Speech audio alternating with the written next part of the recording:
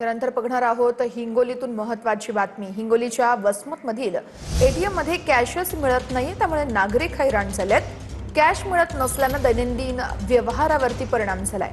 गेल्या 8 दिवसांपासून कॅश मिळत नसल्याच्या नागरिकांच्या प्रतिक्रिया आहेत। एटीएम मधून कॅश मिळत नसल्याने शेतकरीही अडचणीत सापडलेत।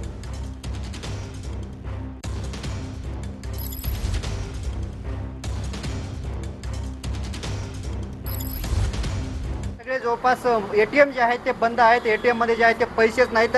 एटीएम मध्ये पैसे नसल्याने जे आहे ते बँकेचे ग्राहक ताटकळत बसत आहेत। अनेक जे आहेत ते व्यवहार ठप्प झालेले आहेत बँकांमध्ये पैसे नसल्यामुळे। खरं तर वसमत शहरातलं एकही एटीएम सुरू नाही। आपल्या सोबत काही ग्राहक आहेत बँकेचे। काय एटीएम मध्ये पैसे काढतात, काय प्रॉब्लेम येते? पैसेच नाही, कॅशच नाही एटीएमला।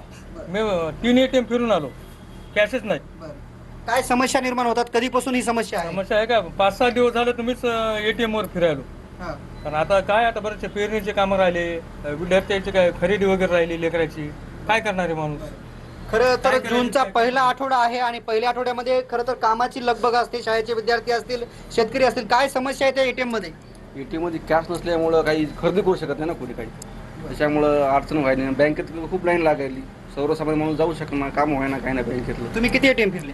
मी वसमाच एक एटीएम सोडून नाही असं नाही, सगळे एटीएम पाहिले। कुठल्याच एटीएम मध्ये? प्रत्येक बँकेचे एटीएम पाहिले मी, एसबीआयच नाही, टोटल वेगळ्या बँक आपल्या वसमत शहरात आहेत का पूर्ण बँक पाहिल्या, एका पण एटीएमवर कॅश नाही, कॅशच नाही। कॅश नसल्यानं समस्या काय? समस्या आमच्या लयच येतात, काय समज मला पेट्रोल भेटेना काही नाही, हे पुढे अडचणच आमच्या। डिझेल मिळालं का आता? नाही, डिझेल नाही, ते काय काय समस्या आहेत? किती एटीएम फिरले?